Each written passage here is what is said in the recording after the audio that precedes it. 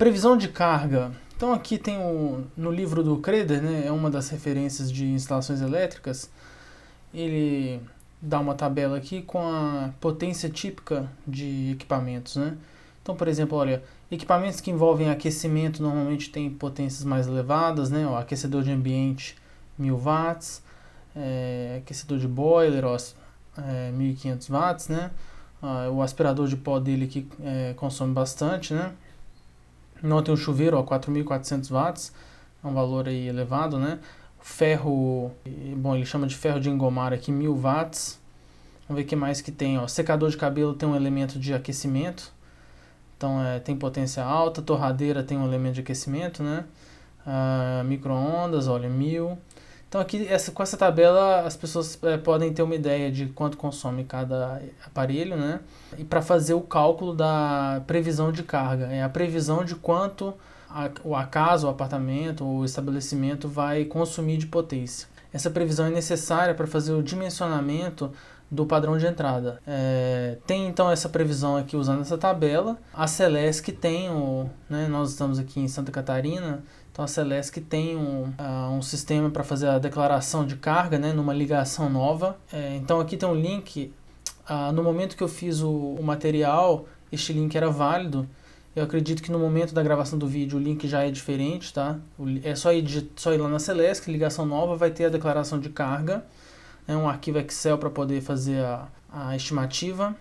Então aqui eu estou com o Excel atual, né? Estamos aqui em setembro de 2020, atualmente é esse arquivo aqui que deve ser preenchido para fazer uma ligação nova e também serve como previsão de carga, né? Então aqui, ó, coloca a quantidade de chuveiros, olha, com a potência, ar-condicionado, geladeira, etc, né? Olha, seguindo a norma 5410, né, de 2004, ABNT NBR 5410, ela tem sugestão de previsão de carga para iluminação. Então aqui, ó, a norma, né, nas palavras da norma, em cada cômodo ou dependência residencial, hotéis, etc, né, deve ser previsto pelo menos um ponto de luz fixo no teto com potência mínima de 100 VA.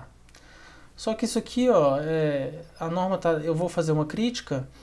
Atualmente o mundo já mudou aí desde 2004, né? Estamos em 2020, lâmpadas LED. Se for realmente falar de mínimo, né? Porque a norma diz que tem que ter no mínimo 100 VA, ela imaginava que tinha que ter uma iluminação incandescente aí de 100 VA.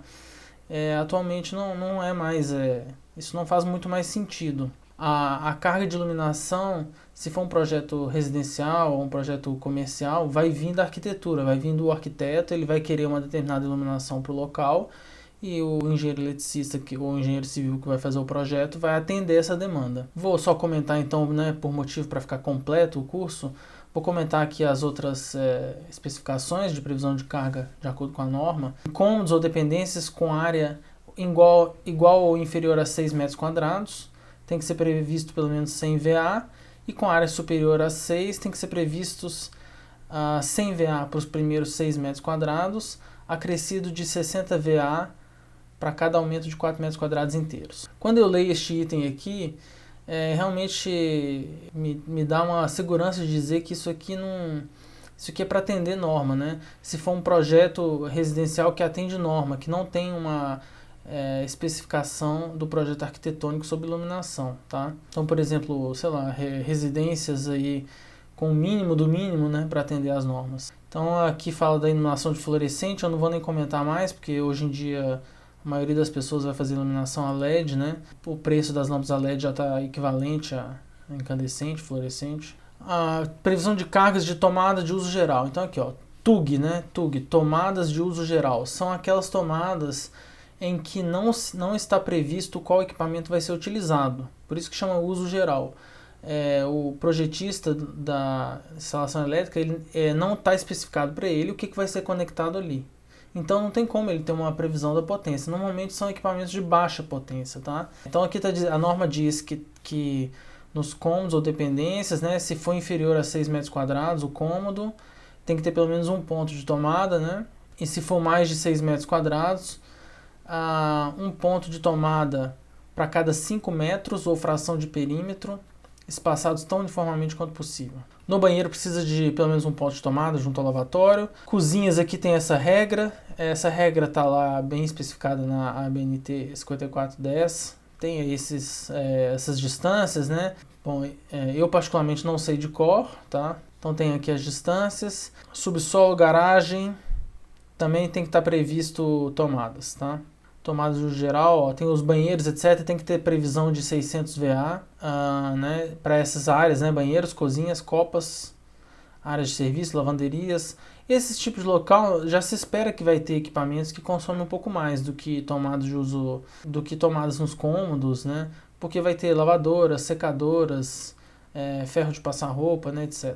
Nos demais cômodos ele prevê 100 VA por ponto de tomada, né? Seriam equipamentos pequenos, né? Que ficam no cômodo. Uma televisão, alguma coisa desse tipo. Aí tem as tomadas de uso específico. Tomadas de uso específico ou TUI.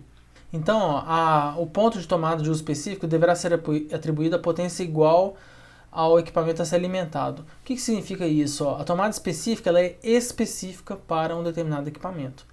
Então, tomadas de uso específico aí mais típicas aí no residencial. É um ar-condicionado. Então vai ter lá uma tomada de uso específico para um ar-condicionado. Torneira elétrica, é comum também.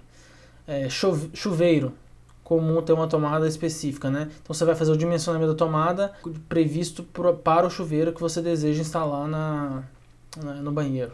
Deixa eu pensar, no banheiro então chuveiro, na cozinha a torneira elétrica, tem os ares condicionados, pode ter também uma tomada de uso específico, um motor de portão de casa, uma bomba para piscina ou para banheira. Então aqui fala, né, tem uma regra conservadora, né, quando não for conhecida a potência do equipamento a ser alimentado, deve-se atribuir a potência igual à potência nominal do equipamento mais potente que pode ser ligado até ali, né, é uma regra com uma certa margem de segurança. E aí essa regra aqui, ó, esse item é bem importante, ó, os pontos de tomada de uso específico devem ser instalados a no máximo 1,5 m do local previsto para o equipamento ser instalado. Isso a gente viu no projeto que eu comentei.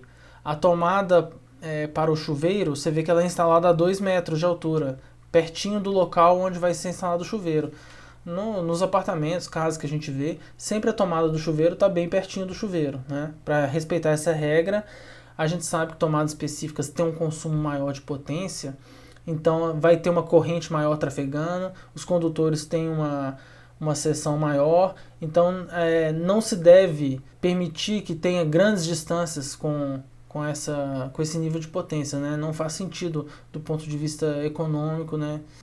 Você vê que tem tomadas de uso específico na cozinha da torneira elétrica, fica pertinho, embaixo da pia, né? Os ares condicionados, mesma coisa. A instalação elétrica chega e coloca lá a tomada de uso específico bem onde vai ser instalado o ar condicionado.